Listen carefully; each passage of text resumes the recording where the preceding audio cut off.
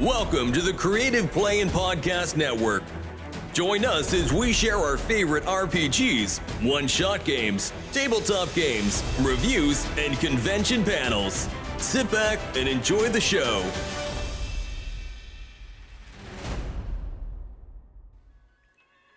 Hi, this is Kelly, aka Trixie from Ragnarok and Roll, assigned to Ragnarok Story, and Tilda Wimblewick from D&D Journey of the 5th Edition.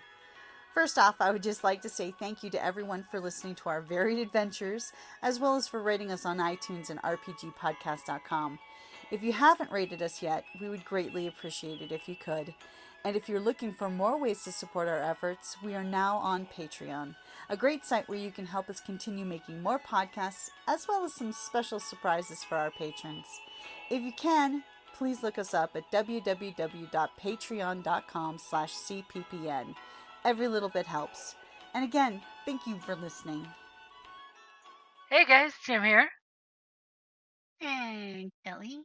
and welcome back to hashtag RPGaDAY2025. It is August the 17th. The weekend disappeared so fast, way too fast. Yeah. I only wish there was some way we could make the weekend Renew. So the word for the day is renew. Renew. And of course, you know, like renew. Look and run. Now, Kelly, in For- case someone doesn't know the classic 1970s-ish movie, Logan's Run, what is that movie about? Oh, well, it's a futuristic society where people live in dome cities, and at the age of 30, they join Carousel and renew. And they don't have a police force. They have what's called the oh my Sandman. God. Oh, God. Sandman. They chase the runners. Oh God. Can you not hear me, Kelly? I said Sandman. the Sandman. Sandman. Yeah, Sandman. So if you run because you don't want to renew, they hunt you down and kill you. Because the idea is that at 30, if you go to Carousel and renew, you can be rejuvenated. Yes, you will renew, basically, reincarnate is what they're saying. But I don't want to give away the ending. Yep, definitely watch it. If you've not seen Logan's Run, definitely watch it. I am still shocked there's not been a remake of Logan's Run since there've been that big kick of remakes the last decade. Why has no one remade Logan's Run? Yeah. I mean, I will totally throw out a quote from Deborah Day for Renew, that renewal requires opening yourself up to new ways of thinking and feeling. Because as a gamer, you can always choose at any level as a plateau of your character's growth to renew your character's convictions and character style. And I do love when characters, set up a certain character arc, but when they hit a plateau because of something that happens, they renew the character in a different direction. They let the character define themselves rather than going with, oh, I wrote this character arc at level 1, but at level 5 something happened that is totally changing the character. Well, that happened to one of my characters. It's happened to a few. Yeah, but Trixie, her character, specifically started out, she never drank alcohol. By the end of the campaign, she had been so altered that he drank. It was like he gave in to the, but yeah, he started drinking. That's how changed he was.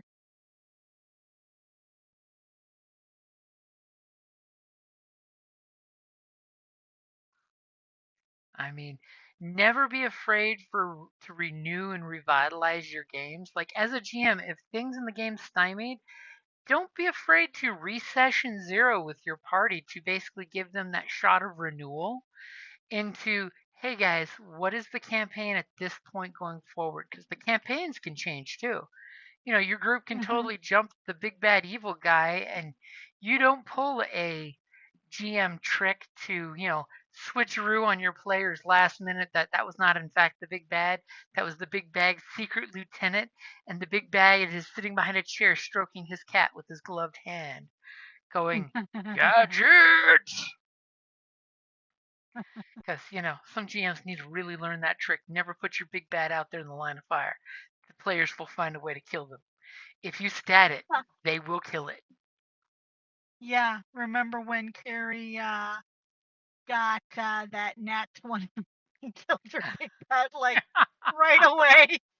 It's like, And you're like, what? so I was gonna have a monologue and let you guys live. But she rolled so incredibly well that Yep. Some that was funny. Sometimes you just gotta roll with the punches and let your players get that natural 20 and go, good on you, sir or madam. You deserve kudos for that. Things are going to change. And then you have to Yeah. renew your campaign. As many a TV show writer has done, all of a sudden at the end of the season finale, the players beat the big bad that they wrote the closure for, and then they realize, holy crap, the studio just renewed our contract for another season. I need a new big bad. So they say, oh, you guys were unaware, but that big bad lich you just took out, he was actually keeping the flight of dragons away because he was so powerful. And he had a rod of dragon control, which unfortunately was stolen from his treasure trove. So now the dragons know he's no longer there. So they're coming back with a vengeance. And you can renew the campaign. Heck, World of Warcraft did it with the Lich King. Yeah, they totally did it with the Lich King. Oh wait, you killed the big bad? Oh yeah, he was keeping the undead in check. Yeah, Yeah, we're gonna have to have somebody fill that role. sorry, he was the big bad, but he was also busy thinking about 10,000 chess pieces across the world. So, now we have rampaging ghouls spreading plagues in every city, having the worst event ever across World of Warcraft. Remember when the ghoul plague happened? Yep, that Absolute was bad. catastrophe. Of course, it was also done in the name of science. The CDC did that research paper on contagion and virus spreading. Hmm. So they renewed a video game to use it for different purposes. And And the CDC used preparing for a zombie apocalypse to get people to prepare for natural disasters and stuff. I was a huge fan when they got on the Walking Dead kick. And at the CDC website, it's like, prepare for the zombie apocalypse. And then totally did the definition of, well, if you use zombie as a metaphor, if you're prepared for zombies, you're prepared for any floods, tornadoes, earthquakes, or even supply chain drops. Yep. So I will also throw out there for renewal that as a GM, if you write a bunch of stuff and the players never get to it, save your file. I swear, save those encounters you don't use, and you can renew them in a new campaign in the future. I promise you, if you keep that encounter in the back of your head, you will find a place to stick it in. It's true. There's nothing worse than when you write all this extra stories and encounters and triggering events and you never use them. But if you just pull them out like a post it and you can then slot them into another encounter. Same goes with cool story ideas. You can always sci-fi up a fantasy story idea and renew it, or take a cool cyberpunk idea and bring it into urban fantasy with the werewolves and the vampires. You know? Never be afraid to shave Well, off the serial numbers and renew the content. exactly. Renew. Renew. There are no new stories, just new tellings. This is true. There was that one quote that they made. There was like what, the 8 cardinal stories, and everything's just a variation of the 8. Something like that, yeah. So don't feel free to, like, there's a book I read years ago when I was a youngling, that was called Steal Like an Artist, and it actually talked about how, the great artists didn't invent this stuff. They just reinvented it and renewed it for a new generation of what came before. And it's true that if you steal like an artist, you take what's been made, but you make it your own. You're not Well, I don't plagiarizing or want. copying, you're just making it your own. Okay, yeah, but to feel like an artist, that is a bit of a dangerous state It because, is a dangerous statement. there's stealing and stealing. It's like there's referential and stealing. Mm. So it's a little different. I mean, I'm more of a, I don't necessarily agree with the steal like an artist. Um, but especially if it's something that you want to monetize or, Oh, yeah, I yeah. mean, Definitely AI is make it evil yours. because it steals real artists' work and homogenizes it into, but the real artists who created the stuff don't get credit or, so it's, but we're not going to open that kettle of fish. That's a whole kettle of fish. And this is about positive RPG stuff. So, and like I Exactly. said, when it comes to Steal Like an Artist, you make it your own. Your story night is not going to be the original story night. Just like the concept being that an artist is taking an image of a vase and fruit in the sunlight, and he's stealing that image from real life and putting it on paper from his point of view or her point of view. Mm, that's better. Yeah. Well, you didn't let me Just finish. careful banding about the word steal. I mean, I don't think that's on this year's list, so we're okay then.